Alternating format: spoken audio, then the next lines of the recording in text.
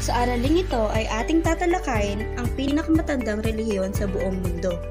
Marahil sa ngayon ay alam niyo na kung ano ang araling ating tatalakayin. Ito ay ang Judaismo o Judaism. Ang Judaismo ay umusbong noong 4,000 years ago sa gitnang silangan. Ang Judaismo ay isang relihiyon ng bansang Israel. Ang mga Jews at Hudyo ang nagpasimula sa relihiyong ito.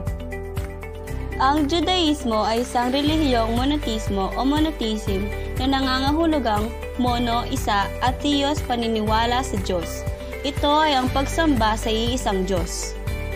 Ang pangunahing simbolo ng Judaismo ay ang Star of David. Abraham ang itinalagang bilang Father of all nations. Siya lamang ang nagturo na mayroong iisang Diyos. Tayo naman ay dumako ngayon sa mahalagang libro o aral ng Judaismo. Ito ay ang 5 Testamento, Torah, Talmud, Apokripa, at Kalabah. Ang lahat ng tinuturo ng mga aklat nito ay may moral at etikal na batayan sa pagsasagawa ng mabuti at masayang pamumuhay ng tao. Ilan sa mahalagang patnubay o layunin nito ay kinabibilangan ng mga sumusunod. A. Ang tao ay nilikha sa imahe ng Diyos kung siya ay sinilang na mabuti. Ngunit ang mundong ginagalawan ng mga tao ay maraming tukso, kung kaya mahalagang maitaas ng mga tao ang kanyang sarili mula sa mga tuksong ito.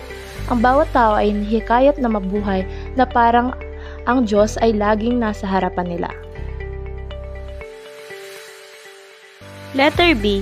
Maging mapagkawang gawa at iwasan ng pagkakamal ng ginto at iba pa bilang maling batayan ng seguridad sa buhay. Nakatala sa kanilang Talmud na maraming kayamanan, masigit na pagkabalisa. Maraming pagkahilig sa laman, higit na kamatayan. Maraming alipin, masigit na pagnanakaw. Ngunit, mas maraming batas, higit na pagkabuhay. Pag-aaral, higit na karunungan. Pagpapayo, higit na kalinawagan. Matuwid na pamumuhay, higit na kapayapaan. Letter C. Mabuhay na may pagtitimpi, pagpapakumbaba, paggalang at pagtuloy na paglinang para sa karunungan o wisdom, at pagsusuri ng sarili. D.